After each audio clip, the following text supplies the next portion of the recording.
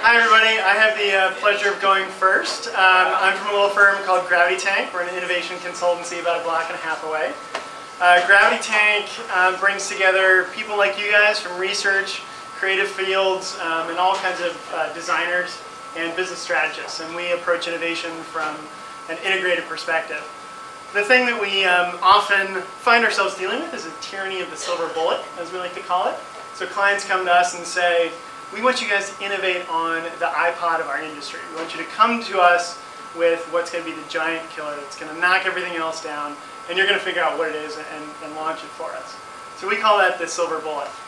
The apparently theme that we have for tonight is handcuffs. The liberation that we like to think about is liberating us from the constraints of thinking of a silver bullet as something that's just kind of one thing and it's a thing.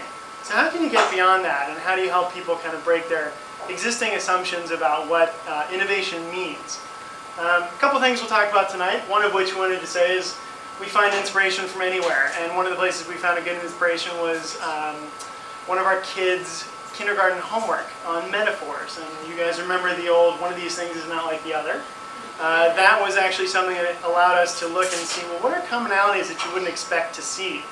And you can even look at things like mutual funds and car tires. And I recently spoke at a mutual funds industry conference and said, you guys are just like car tires.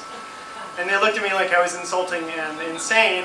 And you start to think about the fact that they're really undifferentiated among them, and you rely on both a financial planner and a tire salesman to help you pick which one you want to buy. So you rely on somebody to help you figure that out. We were approached by a healthcare company recently about setting up a home health system where an elderly person's health is managed by remote monitoring senses, and they're uploaded to a database, and your healthcare worker monitors them. And we said, well, actually, you know what? That's going on. If you look at ex-con leg bracelets, they're doing that. They're monitoring your blood alcohol.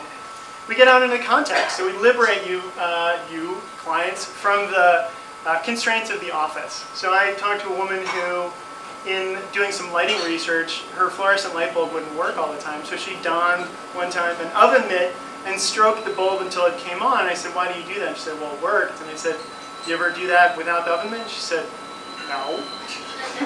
So, you know, blue sky, that's the ideal for innovation, right? You want to have absolutely no constraints and do whatever you want, and be able to kind of sit back in your beanbag chair and come up with something really interesting. Well, that's actually not how we think. And the quote that I'll mention is a quote that we love from Google, which is, creativity loves constraint. So this is where we actually put the handcuffs back on, and we say, you know what, some boundaries are actually pretty helpful for creativity. And this was the favorite slide, oddly, of our lead communications designer, because he said, you know what, designers don't just want that blue sky, they want some boundaries. They need some things to help us constrain our thinking. And how do you start to do that? Well, you look at reintroducing those, and you say, well, if you took an example of an industry, what are those commonalities like mutual funds and car tires, where you start to see those common things, and then you look at kind of the, and I'll joke about brown ocean strategy, because our slides are brown, of where you want to be. And how can you start to innovate on that? Martha Cotton, who could not join us tonight, had a contact lens solution manufacturer who said, I want you to figure out how to make people more emotionally connected to their contact lens solution. She was like, oh God, you're kidding me, right? But she went out and started to do some research, and there's actually an emotional and aesthetic appeal of things like Band-Aids and, of course, eyeglasses, so why not saline? And if you think that there's actually a problem with that, the leg bracelet that I mentioned before that used to be kind of shameful, that people were embarrassed about, is now being celebrated on the red carpet, and people are showing off their little, you know, leg bracelets like, look, check this out, I had a DUI. So if you think that, you know, the expectations can't change, they really can, it's just how you bound it. So, you know, when we look at this, so we've opened up our constraints, we've liberated some thinking, well, okay, let's get to the answer, let's figure out the product that solves that. But if you jump straight to the answer, you're back to that silver bullet problem. So, you know, is this a good product? Well, I don't know, it's pretty, I mean, I don't know how to tell. So how do you start to do that? Well, from our world, we tell stories, and I know a lot of people around this room do the same. They resonate. You know, you can tell what this woman's talking about just from the picture, right? It's the size of the one that got away. Hopefully not a statement on the naked guy behind her. But there's a story there, right? And you can tell that, and you can emotionally resonate with that. Does anybody not know who this kid is and how he tragically died? Yeah. Right, we all know that story. You know, Pop Rocks and Cokes, his stomach exploded, etc. To this day, I'm afraid of eating those together, even though I know it's not true. But it was a really concrete story, very emotional, kind of tragic, but it really resonated. So how do we bring this back to product innovation and strategy innovation? In our world, if you get the experience right, the product is almost something that naturally follows from it. And I thought I'd bring the Apple iPod example, because we can't have a presentation without Apple as an example. But you get the feeling for the experience, and the product is almost immaterial in that example.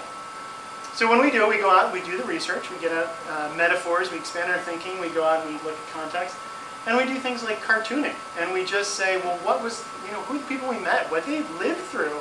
And how do you look at the pain points? So you can start to solve for those in a way that's real, and you can start to look at it not from a process flow standpoint, but storyboarding. We get our people to draw, and I'm sure there are people in this room who are excellent artists, but we have a lot of people who aren't, myself included, and our clients always say that they aren't either. But if you can draw an experience, even like a sketch, you get to the point where you can pitch it, and if you can pitch it and it resonates, then you probably have a good idea on your hands. If you can't, that's probably a problem.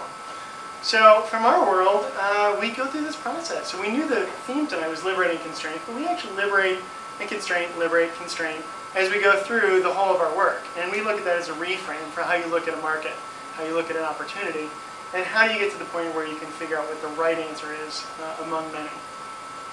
So finally, the things that we will look through are metaphors. How do you find common things that you can learn from? How can you get out of your office and look at context in a way that's totally different? You know, Holland Partners does a great job of that. But how do you reintroduce constraints to make it helpful and put some boundaries on yourself so that you're actually developing stories and not silver bullets? Thanks.